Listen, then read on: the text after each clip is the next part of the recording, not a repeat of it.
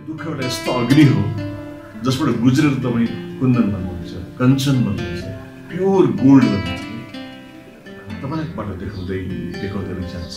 अहिले हाम्रो यो कुरो सुनिरहनु पनि एक किसिमको सौभाग्य र अब यात्रा सुरु गर्नुभयो भने उपनिषदले के भन्छ भने नि मनुष्यको छोरा सौभाग्य तर हेर्दाखेरि त लाग्दैन मुमुक्षको भाव महासौभाग्य। एकलव्य चाहिँ यात्रा सुरु गरिदिनुहोस्, कुनै पनि बहानामा अब नपन्छाउनुहोस् कुरोलाई, जिन्दगीको छैन भरोसा बोल्दै बोल्दै। The Secrets of Life with Subhas Agam।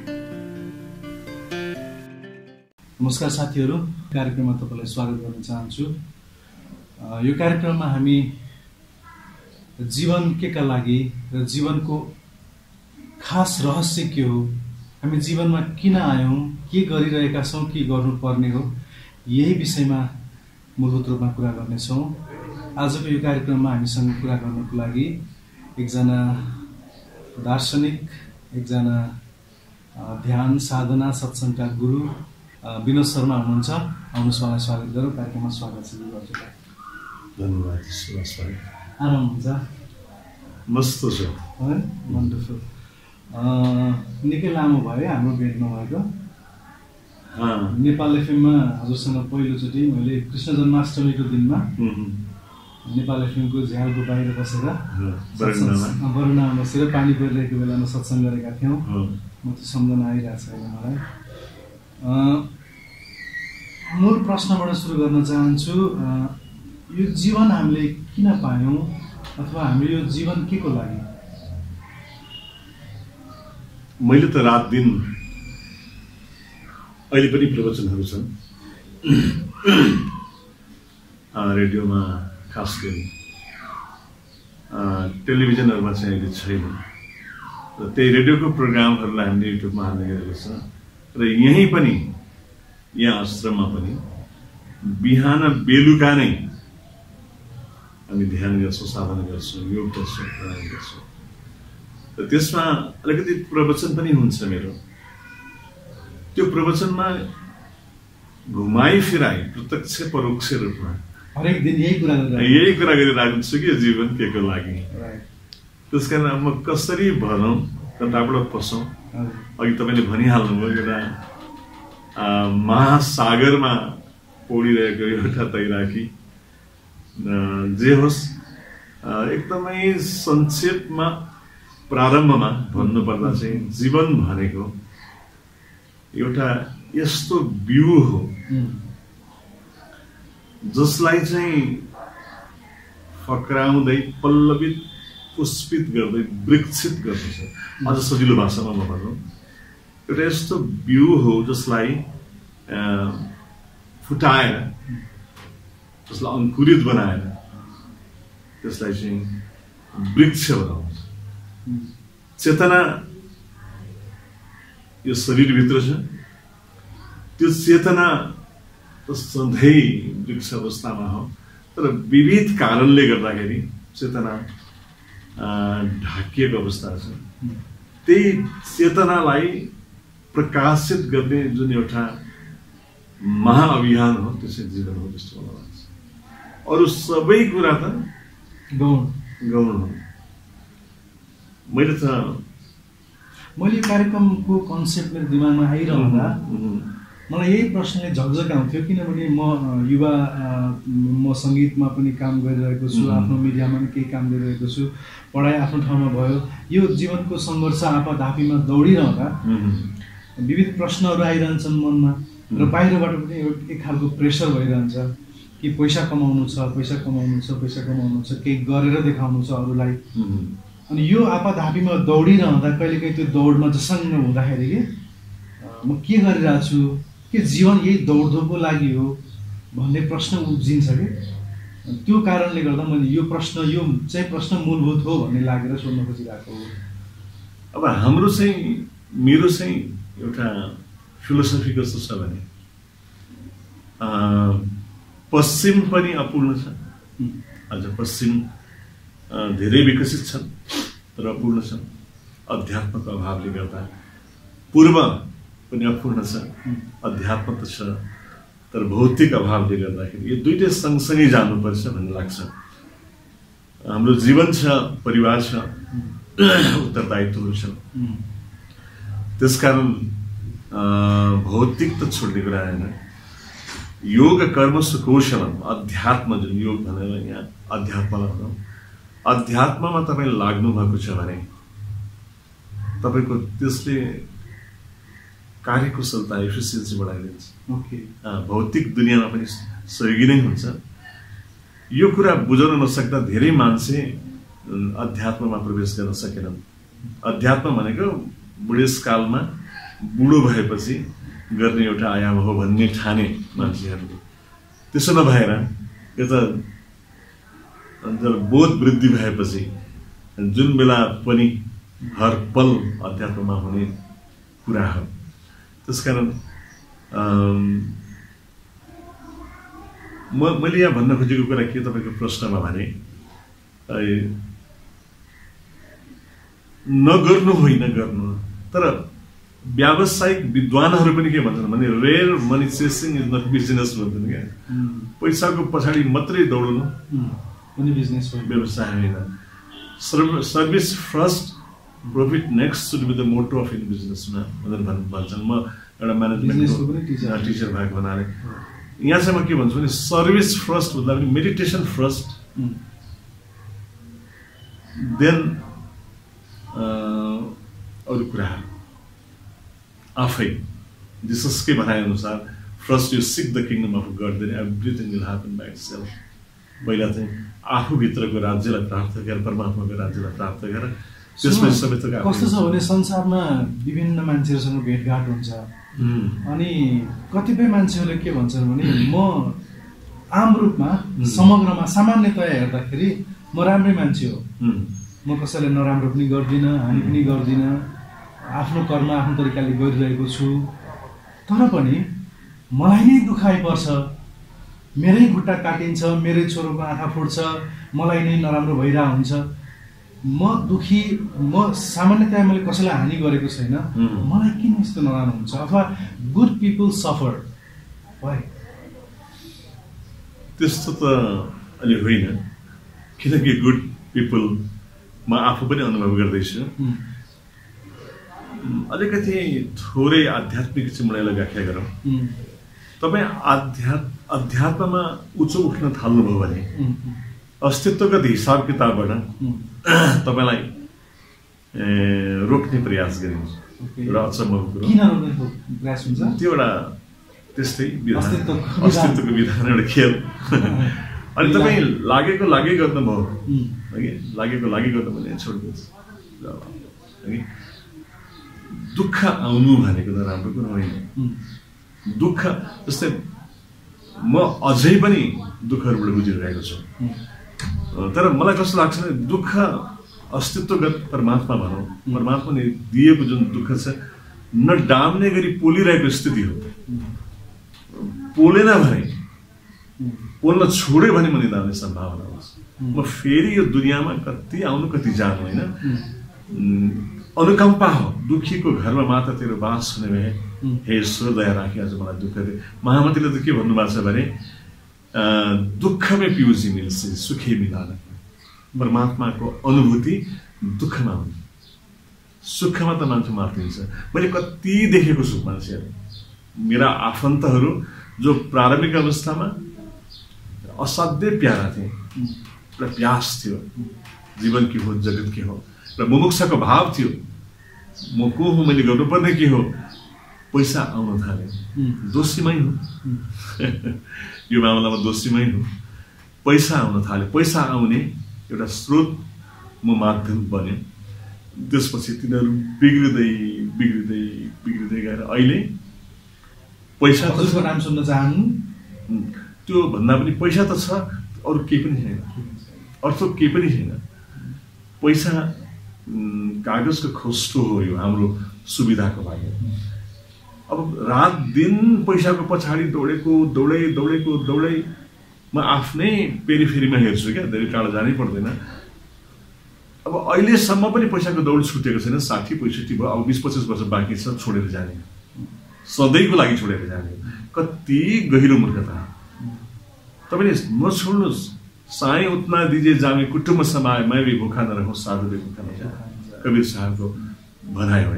त्यसकारण दुःख जुन मलाई नै दुःख आउँछ भने जुन कुरा गर्नुभयो, दुःख आएको छ भने त सौभाग्य हो। तपाईँलाई निखार्न आयो, खार्न आयो, तपाईँलाई एउटा दुःख एउटा यस्तो अग्नि हो जसबाट गुज्रेर तपाईँ कुन्दन बन्नुहुन्छ, कञ्चन बन्नुहुन्छ, प्योर गोल्ड बन्नुहुन्छ। तपाईँलाई पकाइदिन्छ, तपाईँलाई निखारिदिन्छ। तपाईँ भागेर हिमाल जानुभयो तपस्याको लागि, साधनाको लागि, अथवा भागेर कुनै पहाडी क्षेत्र एकान्तमा जानुभयो, त्यो भन्दा ठुलो कुरो घरमै बसेर दुःखहरू झेलेर समस्याहरू सामना गरेर जति छिटो पाक्नुहुन्छ नि। त्यस कारण दुःखलाई नकारात्मक दृष्टिकोण लिँदैन। उनीहरूको दृष्टि चाहिँ के हुन्छ भने म राम्रो गर्न खोजिरहेछु, मलाई दुःख भइरहेछ, र उनीहरू जसलाई उसले देख्छ बाहिर, उनीहरू मौजमा छन्, मस्तीमा छन्, र उनीहरूले चाहिँ पापै पाप गरेको देख्छु म। चाहे तपाईँ राजनीतिज्ञहरूको सिधा देखिने चित्र भनौँ या आम गाउँ घरमा पनि देखिने कुरा, उनीहरूले मौज मस्ती गरिरहेछन्, माछा मासु खान्छन्, सारा मौज गरिरहेछन् उनीहरूले। म ठिक हुँदा हुँदै पनि म दुःखी छु। त्यो प्रश्न छ। सुख र दुःखलाई नबुझेको स्थिति हो क्या। केलाई तपाईँ सुख भन्नुहुन्छ? म भर्खरै साउथ कोरिया गएर आएको, त्यहाँ जे पनि खान्छन्, जे पनि गर्छन्, बिफ, बफ, पोर्क, नखाने कुरो कुकुरसँग पनि खान्छन् है, तर सुखीहरू पनि देखेको छैन। केलाई सुख भनेको? सुख साँच्चै भोगी त हामी हौँ, साँच्चै भोगी त ती व्यक्तिहरू हुन् जो सत्यको यात्रामा छन्, जो अहिले दुःख भोग्दैछन्। अहिले सत्यको पथमा हिँड्दा प्रारम्भमा दुःख हुन्छ भने कालान्तरमा उसले सुख पाउँछ है, ऊ आनन्दित हुन्छ, मस्त हुन्छ। के सुख भन्दा पनि पर आनन्दको कुरा आउँछ, दुःख र सुखदेखि परको स्थितिमा पुग्छ। तर अहिले ऊ सुखको तथाकथित सुख जुन तपाईँ कुरा गर्दै हुनुहुन्छ त्यसमा अल्मलिएको छ, लटपटिएको छ, लुटपुटिएको छ भने अन्ततगत त्यो व्यक्तिले दुःख नर्क भोग्नुपर्छ।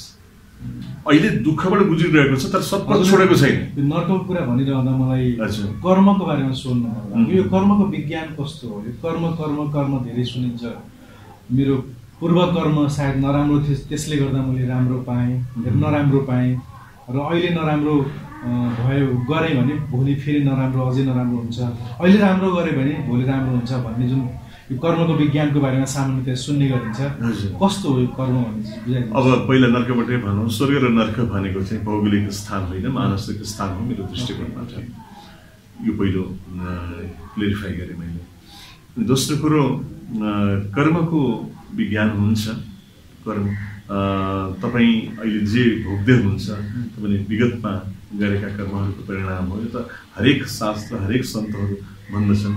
र आज तपाईँ जे गर्नुहुन्छ त्यो भोलि भोग्नुहुन्छ, अथवा अहिले भोग्नुहुन्छ, भोलि नै भोग्नुहुन्छ। भोलिको प्रारब्ध भन्छ, डेस्टिनी भन्छ। तर अब यहाँ महत्त्वपूर्ण कुरा के हो भने हामीलाई we have to go beyond the karma. हामीलाई कर्मदेखि पर जानुहोस्। तपाईँ जब ध्यानमा डुब्नुहुन्छ, तपाईँ जब तपाईँका कृत्यहरू होसले भरिएका हुन्छन्, कर्मको बन्धनबाट मुक्ति मिल्छ भन्ने मलाई लाग्छ, मेरो ठाउँमा है। तपाईँ जब सेल्फ रियलाइज्ड सोल बन्नुहुन्छ, आत्मा ज्ञानी आत्मा चैतन्य बन्नुहुन्छ, तपाईँ कर्मको बन्धनबाट मुक्त हुनुहुन्छ। अब कर्मको बन्धन बन्दैन। यो जुन अघि भनिएको कुरो चाहिँ संसारमा मात्र संसारमा कर्म गर्ने व्यक्तिहरु कर्म मुक्तिको अवस्थाको क्रिएट गर्ने जुन तपाईले कर्म भन्नुभयो नि, त्यो कसरी गर्ने? मतलब जीवन शुद्ध रूपमा बाँच्यो भने यो हुन्छ भन्नुभयो नि, त्यो कसरी गर्ने? त्यो त ध्यान नै हो। म त देख्छु मेरो चाहिँ निष्कर्ष हो, मेरो क्रक्स के हो भनेदेखि there is no other alternative than meditation. हजुरको उमेर लगभग 50-60 समथिङ एराउन्डमा हुनुहुन्छ होला। यो जीवन कर्ममा मैले पनि हजुरलाई चिनेको 10 वर्षभन्दा बढी भयो। यो समय, यो लामो समयदेखि हजुर पहिला रेडियोमा प्रवचन गर्नुहुन्थ्यो, पछि आश्रम पनि खोल्यो। आश्रममा नि धेरै हजारौँ साधकहरू आउने जाने कर्म चलिरह्यो। यो दौरानमा कति मान्छेको जीवन परिवर्तन भएको देख्नुभयो हजुरले? त्यो त बहुत सौभाग्य हुन्छ बहुत सौभाग्य हुन्छ। यो प्रश्न पनि सौभाग्यको प्रश्न हो, हजुरले उत्तर दिँदै हुनुहुन्छ कतिजनालाई मैले जीवन उपयोग अब प्रत्यक्ष र परोक्ष हेर्नुपर्छ यहाँ। परोक्ष भनेको जस्तै अहिले बेलायतबाट केही व्यक्तिहरू आउनु भएको छ मलाई युट्युबमा सुनेर र यहाँ आएर साधनाको ध्यानको दीक्षा लिएर जानु भएको छैन, एकजना त हुनुहुन्छ चाहिँ प्रत्यक्ष र परोक्षको कुरा गरेँ र प्रत्यक्ष रूपमा मसँग लगभग काठमाडौँ आएपछि चितवनबाट काठमाडौँ आएपछि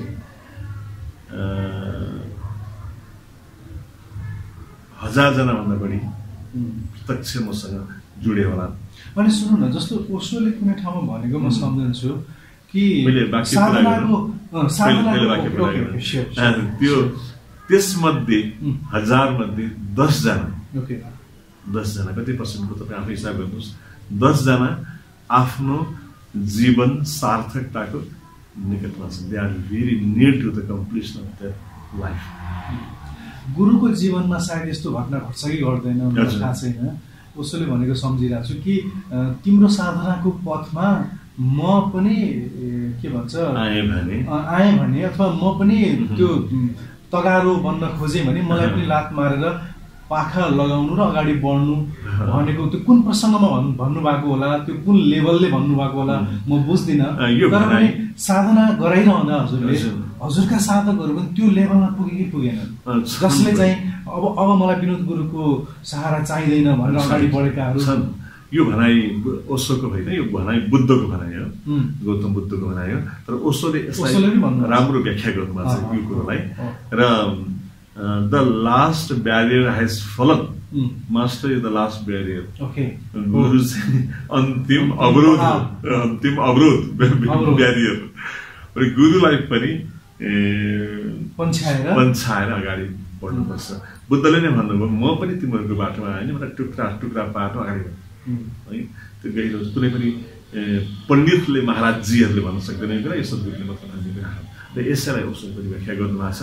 र यहाँ मलाई लाग्छ धेरै चाहिँ अब सबै संसारको आसक्तिहरू छुटेर गुरुप्रति आसक्ति बनाएर बस्छन्। अनि त्यो गुरुप्रतिको आसक्ति पनि छुटेपछि ऊ मुक्त हुन्छ, है ऊ मुक्त हुन्छ। र त्यही नै हो द्याट लास्ट बेरियर हेज फलन। है त्यस्तो तपाईँले सोधेको प्रश्नमा त्यस्तो यहाँ 2-4 छन्, 2-4 जना छन्। त्यस्तो जब चाहिँ अब गुरु हजुरको सहारा मलाई चाहिँदैन भनेर मुखले भन्छन् भन्दैनन् होइन, व्यवहारले देखिन्छ सायद होइन, त्यो भइरहँदा नराम्रो पनि लाग्दैन खुसी लाग्छ, खुसी किनभने अतिरिक्त आनन्द आउँछ। एकदमै आनन्द आउँछ। त्यसमा नराम्रो लाग्यो भने त त्यो त यो तथाकथित गुरु भइहाल्यो नि, पण्डित पुरोहित भइहाल्यो। मलाई ध्यानले ठ्याक्कै गर्छ कि कसरी गरिन्छ छोटोमा भन्नु। मैले सुरुमै जुन भने नि जीवनको कुरा ध्यानले गर्ने त्यही जीवन तपाईँको जीवन सुरुमै पुगे तपाईँको सुरुवातमा के हुन्छ शरीरभित्र। अब अनुभूति आफ्नो आफ्नो हुन्छ होइन, यात्रा आफ्नो हो, ठ्याक्कै यस्तै भनेर भन्न सकिँदैन। तर पनि एज ए होल कमनमा हुने कुरा चाहिँ मोटामोटी कुरा के हो भने ऊ निर्विचार हुँदै जान्छ, निर्मल हुँदै जान्छ, निर्धुम निर्मेघ निर्विषय हुँदै जान्छ, ऊ खाली हुँदै जान्छ, ऊ आनन्दित हुँदै जान्छ, ऊ प्रेमिल हुँदै जान्छ, मस्त हुँदै जान्छ होइन, ऊ टाइमलेसनेसको अनुभूतिमा डुब्दै जान्छ, ऊ निर्भय हुँदै जान्छ, त्यो डर हुँदैन। अहिले त मान्छेलाई हरेक व्यक्तिलाई घुमाइफिराइ मृत्युको डर छ, उसलाई त्यो मृत्युको डर पनि भागिरहँदैन। त्यो ध्यानमा डुबेको मान्छेहरूले मृत्युलाई स्वीकार गर्छन् है। जस्तै मन्सुरको कुरा, जिससको कुरा, उहाँहरूलाई मृत्युमा टाङ्दाखेरि उहाँहरूले दुइटैले एउटा सुफी फकीर एउटा जिसस क्राइस्ट, उहाँले एउटै अभिव्यक्ति के दिनुभएको थियो भने हे परमात्मा यिनीहरूलाई क्षमा गर, यिनीहरू के गर्दैछन् यिनीहरूलाई थाहा छैन, तर जे गर्दैछन् तिम्रो र मेरो मिलनको उपाय गर्दैछ। मृत्युलाई परमात्मा मिलनको द्वार देख्नेलाई मृत्युसँग डराउँदैन। अहिले भनेको त शरीर म हुँ भन्ने व्यक्ति मृत्युसँग डराउँछ। शरीर म होइन, शरीरलाई त म देख्दैछु, शरीरदेखि म अलग छु भनेर जब सेल्फ रियलाइज्ड अवस्थामा पुग्छ मृत्यु भय भाग्छ। त्यस कारण धेरै कुराहरू छन्। सबभन्दा सर्वोच्च कुरा त ऊ प्रेमिल हुन्छ, ऊ आनन्दित हुन्छ, ऊ मस्त हुन्छ। यो बाटोमा लाग्नको लागि यदि कोही मान्छेले गुरु भेटेको छैन, हाम्रो कार्यक्रम हेर्दैछ, कतै दूर दिगन्त कहाँ छ, उसलाई साधनाको सुरुवात गर्न मन छ भने उसले बेसिक के गर्न सक्छ? घरमा बेसिक अब बाटो त दुईटा छ यसमा होइन, सङ्कल्पको बाटो र समर्पणको बाटो भन्छ हामीहरू। सङ्कल्पको बाटो र समर्पणको बाटोलाई प्रारम्भ सँगसँगै लैजानुपर्छ। अहिले सङ्कल्पको बाटोमा उसले बेसिक के गरोस् भने, जो हामीलाई सुन्दै हुनुहुन्छ यतिखेर, तपाईँ अब म अध्यात्ममा प्रवेश गरौँ न त, ध्यानमा प्रवेश गरौँ न त भन्ने लाग्छ भने हामी के अनुरोध गर्छौँ भने एकलव्य झैँ यात्रा सुरु गरिदिनुहोस्। कुनै पनि बहानामा अब नपन्छाउनुहोस् कुरोलाई। जिन्दगीको छैन भरोसा, बोल्दै होइन, गीतले पनि त्यस्तै भन्छ नि। त्यसकारण तपाईँले के गरोस् भने व्यवहारमा होसपूर्ण कर्म गर्न सुरु गर्नुहोस्। होसपूर्ण के हो अनि बुझ्दैन हो, म त्यसलाई म बताउँछु। अनि एकान्तमा तपाईँ अहिलेलाई सजिलो टेक्निक, त्यो हामी जागरण क्रियायोग भन्छौँ। तपाईँ सुन्दै हुनुहुन्छ भने जागरण क्रियायोग पद्मासन, सहजासन, सिद्धासन जुन आसनमा बसे पनि हुन्छ, भर्टिब्रा स्ट्रेट गरेर यसरी हामी कुर्सीमा बसे जस्तै त्यसरी बसे पनि हुन्छ। तर deep breathing, long, deep, slow, rhythmic, continuous breath, लामो गहिरो बिस्तारै लयबद्ध निरन्तर श्वास। थर्ड आईमा दृष्टि, आँखा बन्द गरेर यहाँनिर, अनि फेसमा अलिकति स्माइल, हाफ स्माइल भन्छन् बुद्धिस्टहरूले, अलिकति मुस्कान। अनि त्यसपछि बटरफ्लाई स्टेट, ज्ञान मुद्रा, अनि long, deep, slow, rhythmic, continuous breath. यो तपाईँ 3 महिना गरी हेर्नुहोस्। बढीभन्दा बढी समय डिप ब्रिदिङमा बिताउनुहोस्। त्यसले तपाईँलाई केमिकल्ली परिवर्तन गर्न सुरु गर्छ। र त्यसपछि अगाडि के गर्ने, अब अगाडि यहाँ त म पुगेँ, अगाडि के गर्ने भन्ने लाग्छ भने तपाईँ जहाँ हुनुहुन्छ हामीसँग सम्पर्क गर्न सक्नुहुन्छ। थुप्रै गुरुहरू हुनुहुन्छ तपाईँको निकटमा, जो हुनुहुन्छ तपाईँलाई जो सद्गुरु जस्तो लाग्छ। पण्डित पुरोहितको कुरा म गरिरहेको छैन, जो सद्गुरु भन्ने लाग्छ, सत्यको पथ प्रदर्शन गर्दैछ, त्यस्तो व्यक्तिहरू तपाईँलाई वरिपरि कोही छ भन्ने लाग्छ भने त्यहाँ जानुहोस् र समर्पित हुनुहोस् र कम्प्लिट सरेन्डरको भावले उहाँले बताएको बाटोमा हिँड्नुहोस्। अनि मैले अघि भने नि प्रेम बाटो खोल्दै जान्छ, आनन्द, मस्ती, निर्भयता होइन। अनि अहिले त मान्छे, म त डिप्रेसनमाथि पनि काम गर्छु नि त, यही कुरो नबुझेर सबै थोक छ तर डिप्रेसनमा छ। सब उसले चाहेको विदेश गयो, वाक्क भयो, फर्केर आयो। म देख्छु आफ्नै। एक्ज्याक्टली विदेशको कुरा भन्नुभयो। विदेशमा विशेष गरी अहिले नेपालबाट अस्ट्रेलिया गइरहेका लाखौँ नेपालीहरू छन्। त्यहाँ कामको प्रेसरले र पैसा कमाउने प्रेसरले गर्दा उनी धेरै डिप्रेसनमा गइरहेका छन्। त्यसले गर्दा ती विद्यार्थीहरूलाई पनि यो टेक्निक युज गऱ्यो भने एकदमै हुन्छ। तर म एउटा कुरा म के भन्छु भने, जो अब हेर्नु न कोरोना भाइरसदेखि लिएर के बहानामा अस्तित्वले सजाय, दण्ड सजाय गरिरहेका छ हामीहरूलाई, हाम्रो गलत कर्मको परिणाम स्वरूप है।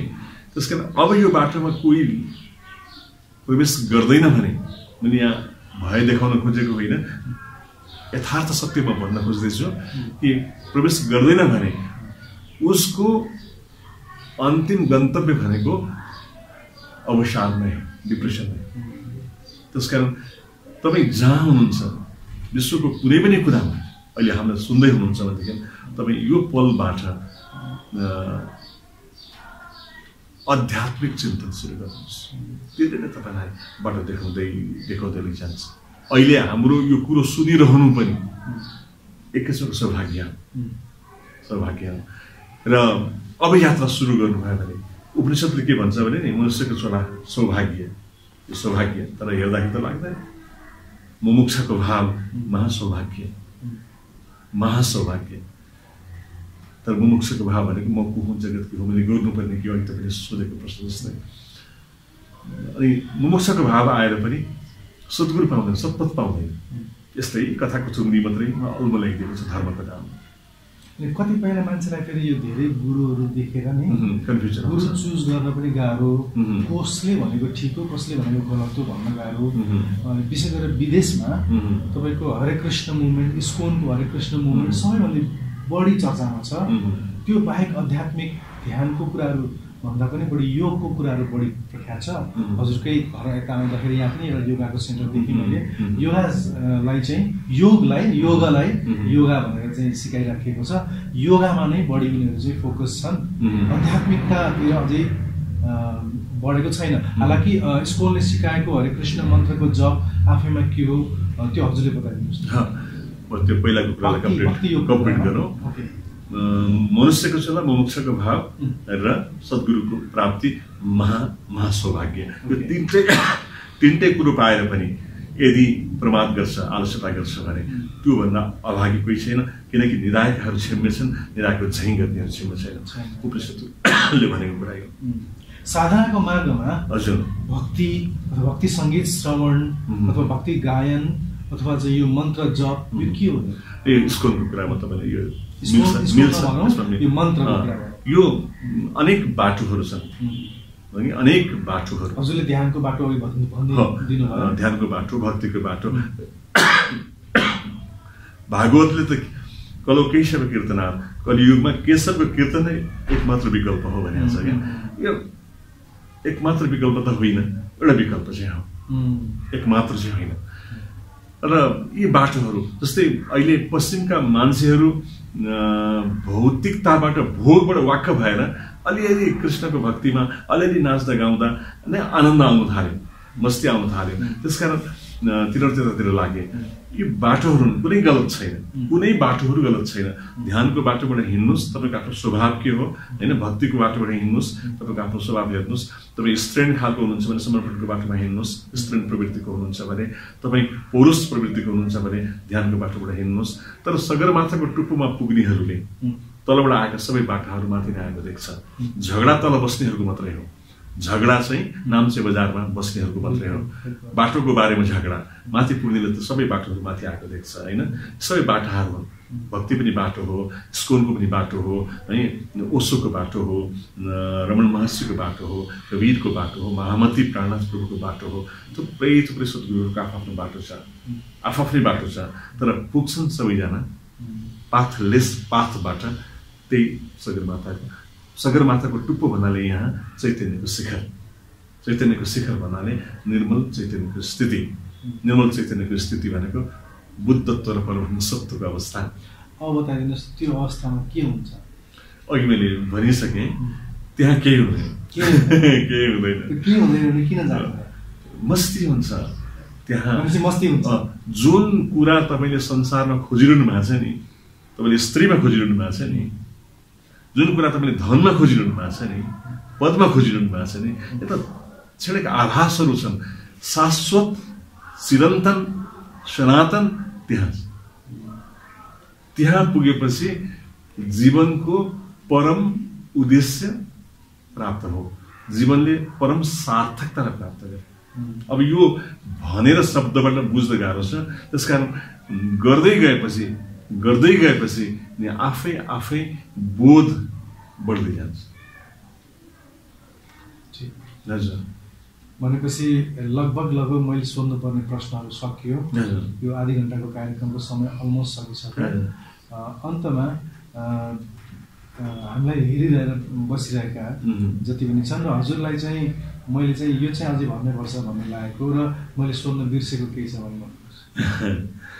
त्यस्तो त केही पनि छैन, तर पनि म स्ट्रङली फेरि दोहोऱ्याएर जीवनमा एउटै भुल हुनेछ। म सधैँ भन्छु, आफूलाई चिन्ने बाटोमा नहिँड्नु है, एउटै भुल हुनेछ। एउटै बुद्धिमानी र भाग्य हुनेछ कि मेरो यो 20 वर्षको उमेरदेखि मैले यात्रा सुरु गरेँ, 40 वर्षको उमेरमा केही अनुभूतिहरू गरेँ र अहिले 60 वर्षको उमेरमा आइपुग्दाखेरि मैले जे पाएँ त्यसको आधारमा भन्दैछु। म पैसातिर पनि गएँ, पदतिर सबै थोक पाएको छु भौतिक दुनियाँमा। यी सबै चाहिँ मृग तृष्णा हो, मिराज हुन्छ नि। यहाँ आनन्द छैन, अलिकति सुखको आभास होला, क्षणिक नपाइन्जेल कस्तो पाएछ सस्तो, क्षणिक सुखको आभासवाला तर शाश्वत आनन्दको स्थिति भनेको को लागि तपाईँले जे चाहनु भएको छ नि, तपाईँले जे खोज्नु भएको छ नि, त्यो खोजेको कुरा तपाईँभित्रै छ। त्यो खोजेको कुरा घट में है, सूझे नहीं, लानत है ऐसी जिन, तुलसी या संसारको भयो मोतियाबिन। यही छ, सबै थोक आफूभित्रै छ। यो मैले सैद्धान्तिक कुरो भनिरहेको छैन, यो खालि हाइपोथेटिकल कुरा, युटोपियाको कुरा भनिरहेको छैन। यो त रात दिन 24 घण्टा यसैमा लाग्दा लाग्दा लाग्दा पाएको कुराको जुन क्रक्स हो, निष्कर्ष हो, क्रिम हो, त्यो कुरा म भन्छु। ठिक छ, हजुरको अमूल्य बाणीहरू सुनिरहँदा अझै सुनौँ लागिरहेको थियो। मलाई चाहिँ कस्तो लाग्छ भने जाँदा जाँदा अन्तिममा के कुरा भने यो कुराले निरन्तरता पाओस् तपाईँको च्यानलबाट, र एउटा समयमा यो आधा घण्टाको समयमा एउटा विषयवस्तुमाथि कुराकानी गरौँ। आज हामी छटपुष्ट गयौँ, जताततै बग्यौँ होइन, एउटा विषयवस्तुमाथि हामी कुराकानी गरौँ। कहिले प्रेममाथि कुराकानी गरौँ, कहिले ध्यानमाथि कुराकानी गरौँ होइन, कहिले काहीँ काम वासनामाथि कुराकानी गरौँ। काम वासना के हो? नचाहिने कुरा हो, एउटा त्यस्तो कुरा हो, कोइला हो हिरामा रूपान्तरित गर्न सकिन्छ होइन। यी सबै कुराहरूलाई हामी, अनि डिप्रेसन के हो, एन्जाइटी के हो होइन, भौतिक जगतको सफलता के हो, आध्यात्मिक जगतको सफलता, यी सबै विविध आयाममा एकपटकमा एउटा टपिक्समाथि हामी कुराकानी गरौँ है। दुनियाँलाई हामी सैद्धान्तिक कुरो दिँदैन, मैले बारम्बार भन्दैछु तपाईँलाई काम लाग्दो कुरा मलाई लाग्छ यो थालनी हो। सुभाष भाइसँग अब यो सुभाष, यो सौरभ, यो वासना, यो सुगन्ध, सत्यको यो सुभाष फैलिनुपर्छ, सुभाष माध्यम यो सुभाष फैलिनुपर्छ, अगम अगम अगमसम्म पुग्नुपर्छ। हजुरको यो अमूल्य बाणी र हजुरको अमूल्य समयको लागि म आभारी छु। Thank you very much for being with us. आउँदो हप्ता फेरि अर्को यस्तै मिठो कुराहरू लिएर आउनेछौँ हजुरको समयको लागि पनि, र रोहित भाइको टेक्निकल सपोर्टको लागि पनि धन्यवाद दिन चाहन्छु। नमस्कार। नमस्कार, प्रणाम।